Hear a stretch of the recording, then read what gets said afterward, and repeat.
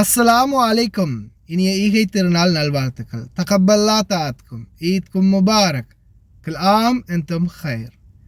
உங்கள் அனைவரும் மீதும் சாந்தியும் சமாதானமும் உண்டாகட்டும். இன்றைய காலை பொழுது உங்கள் அனைவருக்கும் இனிய பொழுதாக அமைய எல்லாம் வல்ல இறைவனை பிரார்த்தித்தவனாக இன்றைக்கும் கோய்த்துடைய பல முக்கியமான செய்திகளை பற்றி தான் பார்க்க போகிறோம். வீடியோவை கடைசி வரைக்கும் பாருங்க. தெரியாத நண்பர்களுக்கு மறக்காம ஷேர் பண்ணுங்க. வீடியோ பிடிச்சிருந்தா ஒரு லைக் பண்ணுங்க, சப்ஸ்கிரைப் பண்ணுங்க. அல்லாஹு அக்பர், அல்லாஹு அக்பர், அல்லாஹு அக்பர். லா இலாஹ இல்லல்லாஹ், அல்லாஹு அக்பர். குவைத்துடைய தினார் மதிப்பு அவ்வளோதா பார்த்தெல்லாம் இலங்கைக்கான ரூபாயில் ஒரு தினாரின் மதிப்பு 970 ரூபாய் 591% உள்ளது. இந்தியாவின் ரூபாயில் ஒரு தினாரின் மதிப்பு 270 ரூபாய் 636% உள்ளது. இது அல்முல்லா எக்ஸ்சேஞ்சுடைய அப்ளிகேஷன் ஆன்லைன் ரேட் ஆகும். அல்முல்லா எக்ஸ்சேஞ்ச் ஜமியாக்கள் உள்ள மெஷின் ரேட்டை பார்த்தெல்லாம் இந்தியாவுக்கு 270 ரூபாய் 63%, இலங்கைக்கு 970 ரூபாய் 59% உள்ளது. ஜமியாக்கள் உள்ள மெஷின்களையும் அப்ளிகேஷன்லையும் 1.25 தினார் தான் கட்டணமாக அறவிடுறாங்க. கோயத்துடைய பல எக்ஸ்சேஞ்சுகள்லையுமே அக்கௌண்ட் நம்பரை மறைச்சிடுறாங்க. இதை பற்றியுமே உங்களுக்கு தொடர்ந்துமே தெரிய தருது. நீங்கள் ஏதாவது ஒரு புதிய எக்ஸ்சேஞ்சுக்கு பழைய பற்றுச்சீட்டோட போறீங்களா இருந்தால் நிச்சயமாக அதில் அக்கௌண்ட் நம்பர் இருக்கா அப்படின்றத செக் பண்ணிக்கோங்க. இல்லாத பட்சத்தில் பிழை இல்லாத அக்கௌண்ட் நம்பர் எழுதிட்டு போங்க. ஏதாவது ஒரு நம்பர் பிழைச்சா கூட உங்களுடைய பணம் நாட்டுக்கு போய் சேராது. அந்த பணத்தை திரும்ப பெறணுமா இருந்தால் ரொம்ப நாட்களாகும், மறுபடியும் கட்டணம் செலுத்த வரும். இதை தொடர்ந்துமே பலரும் இதை தவற விடுறாங்க. ரொம்ப கவனமாக இருங்க. யுனைடெட் கல்ஃப் எக்ஸ்சேஞ்ச் கார்பரேஷன் இந்தியாவுக்கு பணம் அனுப்ப 750 ஃபில்ஸும் இலங்கைக்கு பணம் அனுப்ப 1 தினாரும் கட்டணமாக அறவிடுறாங்க. அல் ஜாமில் எக்ஸ்சேஞ்ச் கார்பரேஷன் 1 தினார் மட்டுமே கட்டணமாக அறவிடுறாங்க. யூஜே எக்ஸ்சேஞ்ச் கார்பரேஷன் 1 தினார் மட்டுமே கட்டணமாக அறவிடுறாங்க. Kuwait Asian international exchange 750 fils மற்றும் 500 ஃபில்ஸ் போன்ற கட்டணங்களும் அறவிடுறாங்க.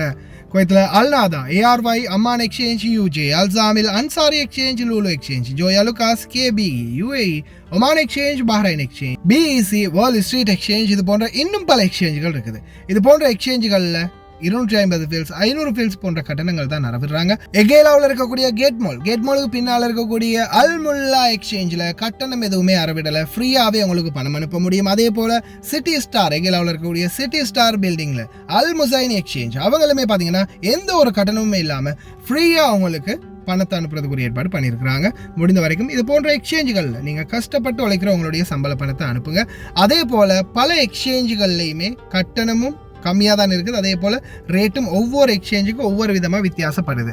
அதனால் முடிஞ்ச வரைக்கும் இந்த மாதிரி நல்ல எக்ஸ்சேஞ்சுகள் அனுப்புங்க. அதே மாதிரி பணிப்பெண்களுக்கும் இந்த வாய்ப்பை பெற்றுக் கொடுங்க அப்படின்னு ஓட்டுநர்கள்ட்ட நான் மனமாற வேண்டிக் கொள்கின்றேன். அதே போல் குவைத்துடைய தங்க விலை பார்த்தெல்லாம் 1 கிராம் 18 கேரட் தங்கத்தின் விலை 17 தினார் 443 ஃபில்ஸ். 1 கிராம் 21 கேரட் தங்கத்தின் விலை 20 தினார் 350 ஃபில்ஸ். 1 கிராம் 22 கேரட் தங்கத்தின் விலை 22 தினார் 100 ஃபில்ஸ். 1 கிராம் 24 கேரட் தூய தங்கத்தின் விலை 23 தினார் 257 ஃபில்ஸ். மறுபடியும் ஃபிலிஸ் கணக்கில் படிப்படியாக குறைஞ்சி வருது. இன்ஷா அல்லாஹ் மசகைனின் விலை இன்னும் கொஞ்சம் அதிகமாகும் போது மறுபடியும் தங்க விலை குறையும். இந்த நாட்களில் அவசரம் இருந்தால் வாங்குங்க, இல்லைன்னா கொஞ்ச நாள் பொறுமையாக இருந்து பாருங்கள். காலநிலை ஆய்வாளர்கள் பெதரல் அமீரா, ஃபைதல் ஒதைபி இவங்க எல்லாருமே நேற்றைய தினம் பிறையை கண்டுபிடிச்சிட்டாங்க. ஆனாலும் பெருநாள் ஆரம்பிச்சிடுச்சு.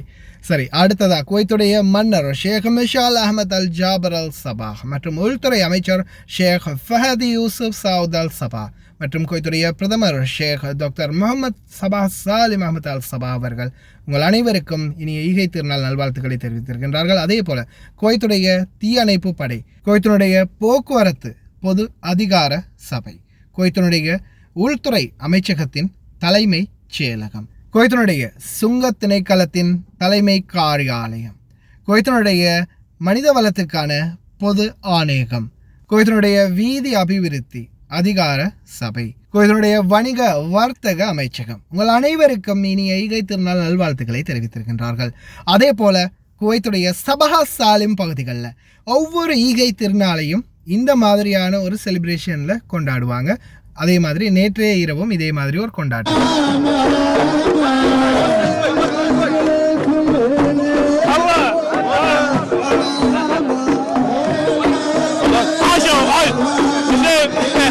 كلمني عن وداعية شهر رمضان.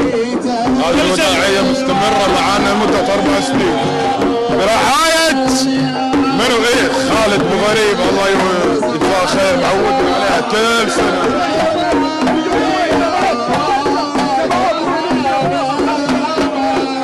الله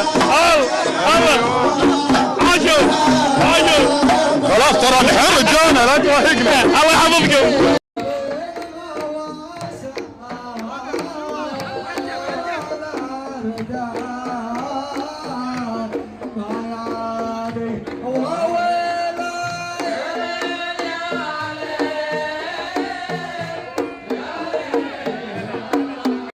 இவ்வளவு வேகமா நோன்பு போனதை நினைச்சா ரொம்ப கவலையா இருக்குது. அதே போல இந்த நோன்பு மாதம் முழுக்க ஷேவ் பண்ண முடியாம, சாப்பிட முடியாம, டைம் ஒன்றும் இல்லாம ரொம்ப பாடாப்பட்டு போயாச்சு. அதுக்கப்புறமா நேற்றைய தினம் டியூட்டியோட கொண்டு போய் சலூன் டியூட்டிக்கு பிலிப்பினியை இறக்கி விட்டுட்டு அதுக்கப்புறமா எப்படியாவது ட்ரை பண்ணி இஸ்பீலியா பகுதிகளில் ஒரு சலூனை கண்டுபிடிச்சேன் பிளாக் 3. அப்படியோ நாமளும் நோன்பு பெருநாளைக்கு தயாராகியாச்சு. உங்கள் அனைவருக்கும் இனிய நோன்பு பெருநாள் நல்வாழ்த்துக்கள். அதே போல் நேற்றைய தினம் என்னுடைய சோஷியல் மீடியாக்கள், வாட்ஸ்அப், மெசேஞ்சர் எல்லாத்துலேயுமே மெசேஜாக வந்துச்சு. அப்போ எனக்கு ஞாபகம் வந்துச்சு அந்த லோயரை.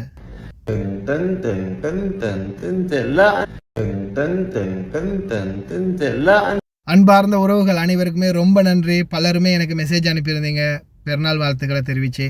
அதே போல் இன்ஷா அல்லாஹ் உங்கள் அனைவருக்கும் இந்த பாக்கியத்தை கொடுத்து வைக்கணும் அப்படின்னு நானும் பிரார்த்தனை பண்ணுறேன். புதிய நோட்டுகள் பல லட்சம் குவைத்துக்குள்ளே இப்போ இஷ்யூ ஆகி இருக்குது. பல மெஷின்கள்லையும் இருந்து புதிய நோட்டுகளை வெளியே எடுத்துக்கிட்டே இருக்கிறாங்க குவைத் மக்கள். இன்ஷா அல்லாஹ் உங்களுக்கும் பெருநாளுடைய ஃபித்ரா ஹதியா கிடைக்கணும் அப்படின்னு பிரார்த்தனை செய்கிறேன். واصلت المصارف التجارية استعداداتها لتخصيص السيولة لاحتياجات عملائها خلال عيد الفطر المبارك في أجهزة السحب الآلي على تعبئتها باستمر. أيضا تم توفير الأيادي بمجموعة من أجهزة السحب الآلي بمناطق السكنية. إذا طلب منك الCVV فمعناته أن اللينك مضروب. أما عن رمز التحقق الOTP الذي يصلك عند قيامك بأي عملية بنكية عن طريق هاتفك، عليك التأكد من المعلومات التي يستلزم قراءتها قبل وضعه، فهو ليس مجرد رقم. الOTP هو one time.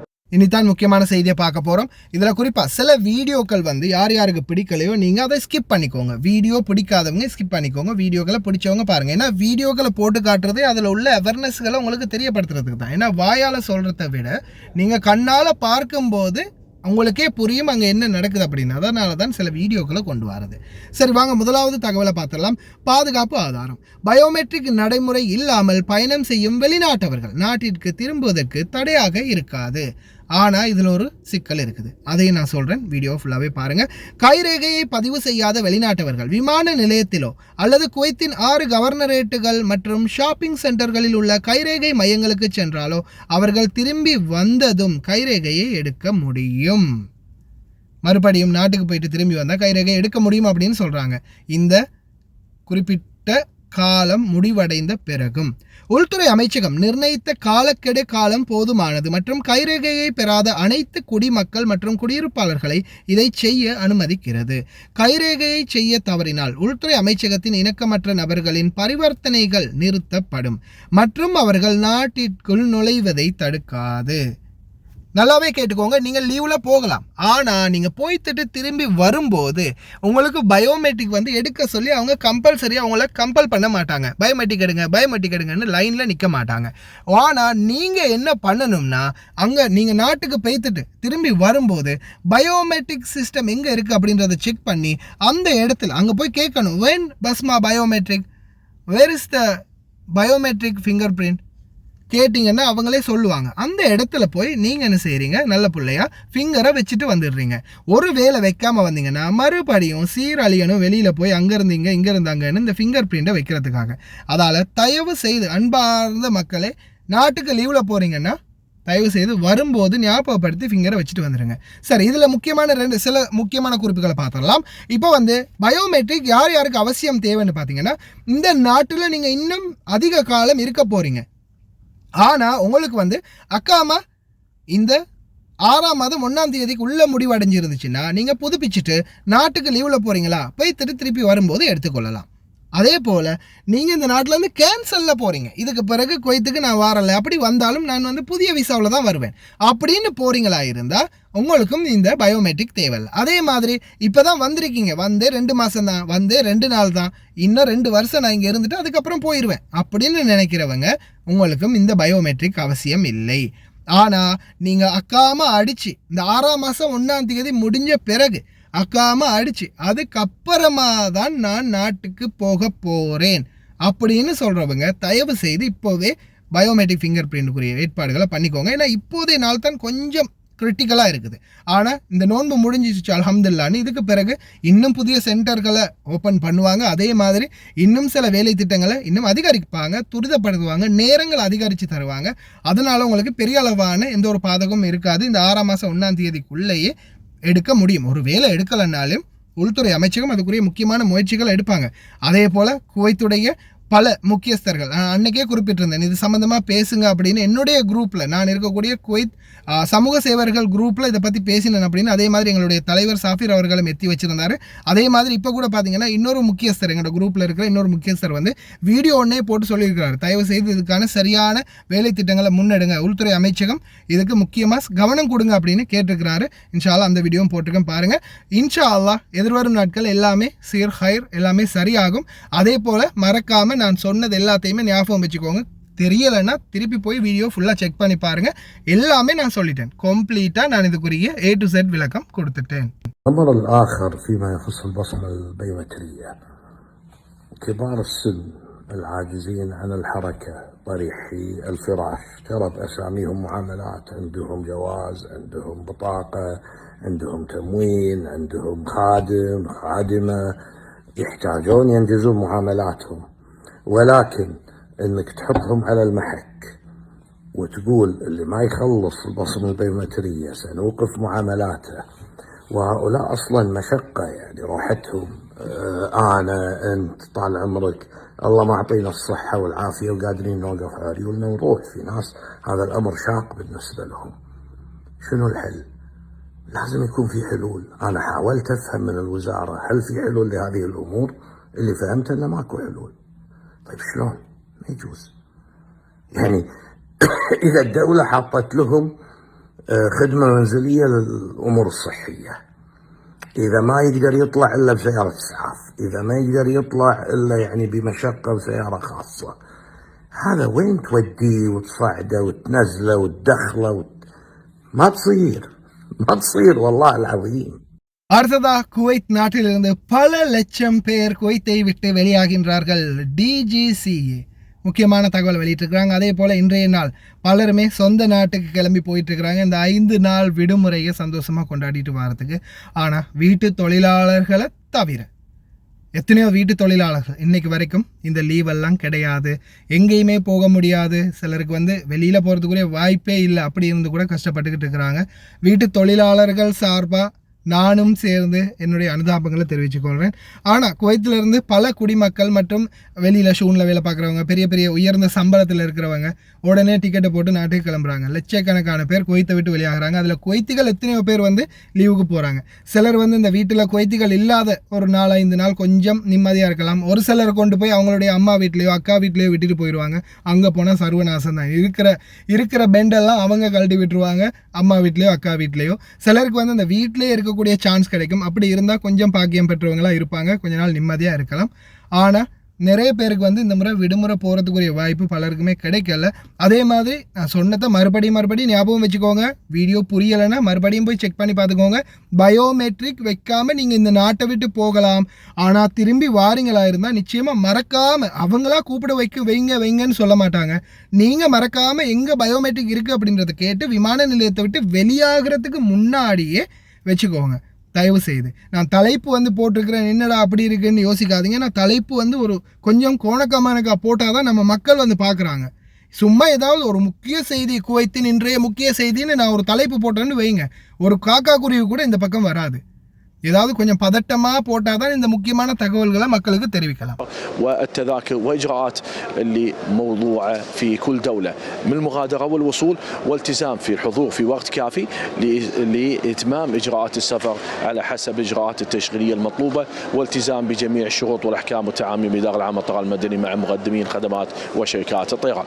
وتحرص الاداره العامه للطيران المدني على تسهيل اجراءات المسافرين من خلال وضع كافه الخدمات في متناول الجميع وذلك لإنجاح خطة عطلة عيد الفطر المبارك. இதுதான் மிக மிக முக்கியமான தகவல்.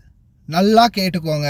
காதிம்ல வெளியில் வேலை பார்க்குறவங்க, ஷூனில் வெளியில் வேலை பார்க்குறவங்க, கடைகளில் வேலை பார்க்குறவங்க, வியாபார தலங்கள், நகை கடைகள், ஆடை கடைகள், அதே போல் மற்றும் உணவு கடைகள், இது மாதிரி இன்னும் பல வியாபார தலங்களில் வேலை பார்க்கக்கூடியவங்க தயாராக இருங்க. குவைத்துடைய ministry of commerce and industry, வணிக வர்த்தக அமைச்சகம், குவைத்துடைய முனிசிபாலிட்டி, உள்துறை அமைச்சகம், சுற்றுச்சூழல் அதிகார சபை எல்லாருமே களத்தில் இறங்கிட்டாங்க. இப்போ இந்த நாட்கள் பெருநாள் நாள் ஃபுல்லாகவே அவங்களுக்கு நீங்கள் விடுமுறைன்னு நினைக்காதீங்க. இந்த நாட்கள் விடுமுறை நாட்கள் எல்லாம் அதிகமாக சோதனை ஆரம்பிச்சிருக்கிறாங்க. குறிப்பாக ஆடை கடைகள் நிறைய, நான் முன்னாடியே சொல்லியிருப்பேன், நிறைய பிராண்டட் ஐட்டம் மாதிரி இந்த டூப்ளிகேட் விற்கிறவங்க இவங்களை கடுமையாக டார்கெட் பண்ணுறாங்க. அதே மாதிரி பல கடைகள்லையுமே அதிகாரிகள் உள்ளே நுழையிறாங்க. நுழைஞ்சதுக்கு பிறகு லைசன்ஸை செக் பண்ணுவாங்க. பெலதியா லைசன்ஸ், முனிசிபாலிட்டியும் பெலதியா ஒன்று தான் இல்லை, ஆமாம் 2 ஒன்று தான். முனிசிபாலிட்டி லைசன்ஸ், அதே மாதிரி வணிக வர்த்தக அமைச்சகத்துடைய லைசன்ஸ், அதே மாதிரி உணவு கடைகளாக இருந்தால் ஹெல்த் அதுக்குரிய லைசன்ஸ், உணவு பாதுகாப்பு துறையுடைய லைசன்ஸ், இந்த மாதிரி பல லைசன்ஸ், அதே மாதிரி வேலையாட்களுடைய சுகாதார சான்றிதழ், அதே மாதிரி உங்களுடைய பத்தாக்கா, இந்த மாதிரி பல விடயங்களை செக் பண்ணுவாங்க. இந்த சந்தர்ப்பத்தில் நீங்கள் யாராவது ஏதாவது ஒரு ஃபால்ட் பண்ணியிருந்தீங்கன்னா, இல்லை காதிம்லேயோ ஷூன்லேயோ வேறு இடங்களில் வேலை பார்க்குறவங்களா இருந்தீங்கன்னா, லைசன்ஸ் கேன்சல் ஆகியிருந்தாலோ, லைசன்ஸ் காலாவதி ஆகியிருந்தாலோ, அதே மாதிரி உணவுப் பொருட்களில் ஏதாவது பிரச்சனைகள் இருந்தாலோ, அல்லது துணிமணிகள் பிராண்டட் மாதிரி டூப்ளிகேட்டை விற்று விலைகள் அதிகமாக வச்சுருந்தாலோ நிச்சயமாக பெரிய அளவான தண்டனைக்கு உட்படுத்தப்படுவீங்க. நல்லா ஞாபகம் வச்சுக்கோங்க, நீங்கள் கடையில் வேலை பார்க்குற சாதாரண ஊழியர் தான், நீங்கள் கேஷியரோ அல்லது நீங்கள் இதுக்குரிய முதலாளியோ இல்லை. ஆனால் யார் கையில் சிக்கிறாங்களோ நீ தான் அவனே அவங்களுக்கு சம்பல். உங்களை பிடிச்சி வச்சு உங்களுடைய ஐடியில் தான் ஃபைனை போட்டுட்டு போவாங்க. இதை ஞாபகம் வச்சுக்கோங்க நல்லாவே. நான் போன வாட்டி நிறைய தடவை சொல்லியிருக்கேன், என்ன தெரியுமா, இந்த ஹாரிஸ்மார், இந்த பில்டிங் அப்பார்ட்மெண்ட்களில் இருக்கிற ஹாரிஸ்மார், அவங்கள கூட பிடிச்சி என்ன செய்வாங்க, ஏதாவது சுற்றுச்சூழல் அதிகார சபையில் ஏதாவது பிழைகள் இருந்தால் உடனே அந்த ஹாரிஸுடைய பத்தாக்கா வாங்கி அவருக்கு எதிராக ஃபைனை போட்டுட்டு போயிடுவாங்க. கட்ட போகிறது கம்பெனி தான், ஆனால் கடைசியில் அவர் தான் மாற்றுறது. ஆனால் சில கம்பெனிகள் இல்லை, வெளியில் இந்த காதிமில் ஷூனில் வெளியில் வேலை பார்க்குறவங்க அப்படியா இருந்தீங்கன்னா கைவிட்டுருவாங்க. கடையிலையோ முதலாளியோ அல்லது இந்த வியாபார தலங்கள்லையோ இந்த நீங்கள் ஹாரிஸாக வேலை பார்க்குற இடத்துலையோ கைவிட்டுருவாங்க, கட்டவே மாட்டாங்க. கடைசியில் நம்ம தலை தான் போய் மாட்டும். அதனால் கவனமாக இருங்க. இப்போ பாருங்கள், நகை கடைகள்ல எல்லாம் பூத கண்ணாடி வச்சு ஜூம் பண்ணிலாம் செக் பண்ணி பார்க்குறாங்க. ஃபுல் செக்இன் நடந்துக்கிட்டு இருக்குது ஒவ்வொரு வியாபார தலங்கள்லையும்.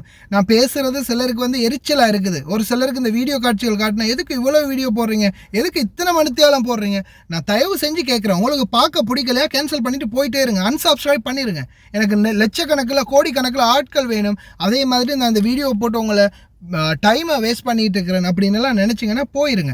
பிடிச்சா பாருங்கள். எனக்கு என்ன இது ஒன்றும் தலைவிதி இல்லை. நான் எத்தனையோ பேரை காப்பாற்றணும் அப்படின்ற ஒரு முயற்சியில் தான் என்னுடைய வீடியோக்களை நான் தொடர்ந்துமே போட்டுட்ருக்கிறேன். அதே மாதிரி டைமிங் எனக்கு என்ன பைத்தியமாக, நான் எவ்வளவோ கஷ்டப்பட்டு வேலை செஞ்சு எனக்கு டைமே இல்லாமல் நான் வேலை செஞ்சும் கூட அதுக்கு பிறகு நான் இரவில் தூக்கம் முழிச்சு இந்த வீடியோ ரெடி பண்ணுறேன். பணம் கிடைக்குதுன்னு சொல்லுவாங்க, கோடி கணக்கில் கொட்டி கிடக்குது, 10 கப்பல் கடலில் மிதக்குது, 4 ஃப்ளைன் தான் பறந்துக்கிட்டு இருக்குது. நான் இங்கே உட்காந்து டிரைவராக குப்பை கொட்டிக்கிட்டு இருக்கிறேன். முட்டாள்தனமான கதைகளை கதைக்காமல் உங்களுக்கு பிடிச்சிருந்தா பாருங்கள், இல்லையா போயிட்டுருங்க. ஏதாவது ஒரு தொழிலாளி இந்த மாதிரி வீடியோக்களை பார்த்தோம், நான் போடுற வீடியோக்களாலேயோ நான் போடுற நியூஸாலேயோ யாராவது ஒரு தொழிலாளி காப்பாற்றப்பட்டார்னா போதும். யாருமே பாதிக்கப்பட போகிறதில்ல. பிடிச்சவங்க பார்க்க போகிறாங்க, பிடிக்காதவங்க போக போகிறாங்க. ஏன்னா பார்க்குறது 5000 பேராக இருந்தால் கமெண்ட் பண்ணுறது வெறும் 2 பேர் தான். அவங்களுக்காக இதை விட முடியாது. அதே மாதிரி நான் இன்னொன்று சொல்கிறேன், நல்லா கேட்டுக்கோங்க. என்னுடைய யூடியூப்பில் என்னைக்கு 0 வியூ 0 லைக் யாருமே பார்க்கல அப்படின்னு என்னுடைய யூடியூப் சேனல் காட்டுதோ அன்னைக்கு நான் இதை விட்டுட்டு ஓரமாக ஒதுங்கிடுறேன். ஒரு ஆள் பார்த்து ஒரு ஆள் லைக் போட்டிருந்தா அவருக்காக சரி நான் இந்த வீடியோவை தொடர்ந்து செய்வேன்.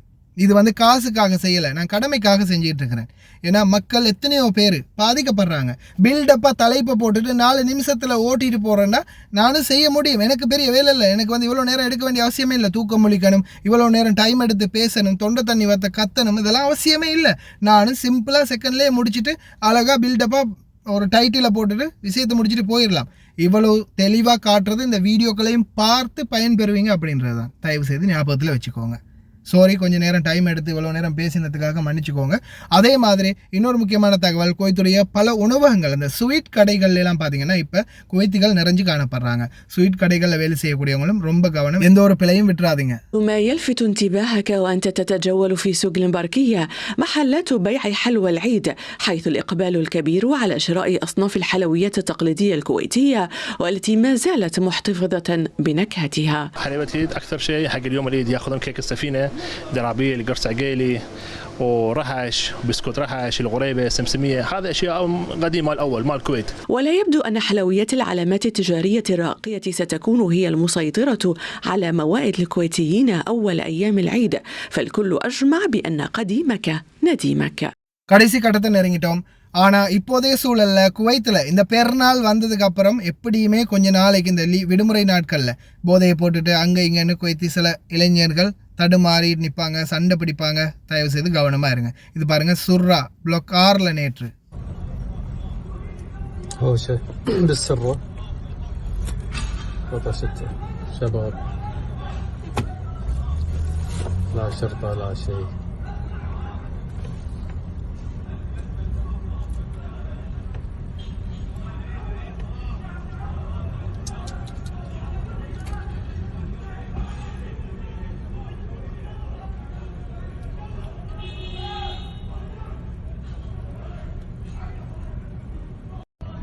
அடுத்ததான் இந்த பிளே பாய்ஸுடைய தொல்லை அதை விட அதிகமாக இருக்கும். இது வந்து பார்த்தீங்கன்னா ரொம்ப தூரம் ஜஹராவோ அல்லது வஃப்ராவோ இல்லை, தஹர் பகுதிகளில் ரிக்கா, ஹதியா, ஜாபர் அலி, தஹர் இந்த பகுதிகளில் நேற்றைய தினம் குவைத் இளைஞர்களுடைய சேட்டைகள் ரொம்ப அதிகமாக இருந்திருக்குது நேற்று இரவு.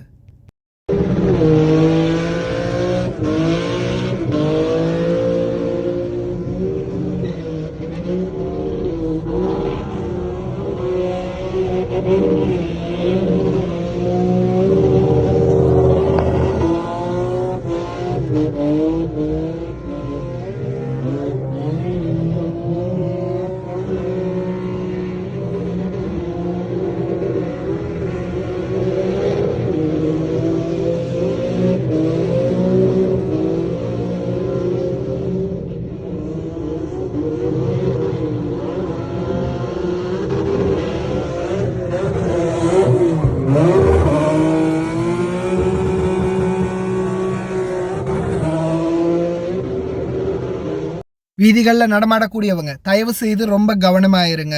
அதே போல் குவைத்துடைய பல பகுதிகளிலையும் இந்த மாதிரி இளைஞர்களுடைய சேட்டைகள் இந்த நாட்களுக்குள்ளே இருக்கும். 5 நாள் விடுமுறை செம்ம அட்டகாசம் பண்ணுவாங்க. பெருநாள்ன்றதால உள்துறை அமைச்சகம் லைட்டாக கண்டுக்காமல் விட்டுருவாங்க. அதால் நம்ம தான் பாதுகாப்பாக இருக்கணும். அதே போல் இந்த நாள், இன்றைய நாள் உங்கள் அனைவருக்கும் பரக்கத்தான நாளாக அமையும். உங்களுடைய பாபா மாமாக்களுக்கும் மனமிறங்கி உங்களுக்கும் நல்ல ஹதியாக்களை தரட்டும் அப்படின்னு பிரார்த்தனை பண்ணுறேன். ஹதியாக்கள் கிடைச்சா மறக்காமல் கமெண்டில் மென்ஷன் பண்ணுங்கள். ஹதியா கிடைக்காதவங்க மனசை தேத்திக்கோங்க. எல்லாம் வல்ல இறைவன் ஏதாவது ஒரு வழியில் உங்களுக்கு அந்த பரக்கத்தை நிச்சயமாக கொண்டாந்து கொடுப்பான். நானும் பிரார்த்தனை பண்ணுறேன். அதே மாதிரி இன்றைய நாள் பெருநாள் நாள் கொஞ்சம் சில வீடுகளில் ரொம்ப அதிகமாக வேலையாக இருக்கும். இன்ஷா அல்லாஹ் இன்றையோட இந்த நோன்பு பெருநாள் வேலையோட முடிஞ்சிச்சுன்னா அதுக்கப்புறம் மற்ற நாள்லாம் சாதாரண நாளாகவே ஆரம்பமாகிடும். சரி, எல்லாருமே கவனமாக இருங்க. கடைசி வரைக்கும் பார்த்து எல்லாருக்குமே ரொம்ப நன்றி. தெரியாத நண்பர்களுக்கு மறக்காமல் ஷேர் பண்ணுங்கள். வீடியோ பிடிச்சிருந்தால் ஒரு லைக் பண்ணுங்கள், சப்ஸ்கிரைப் பண்ணுங்கள். மீண்டும் ஒரு நல்ல செய்தியோடு சந்திக்கிறேன்.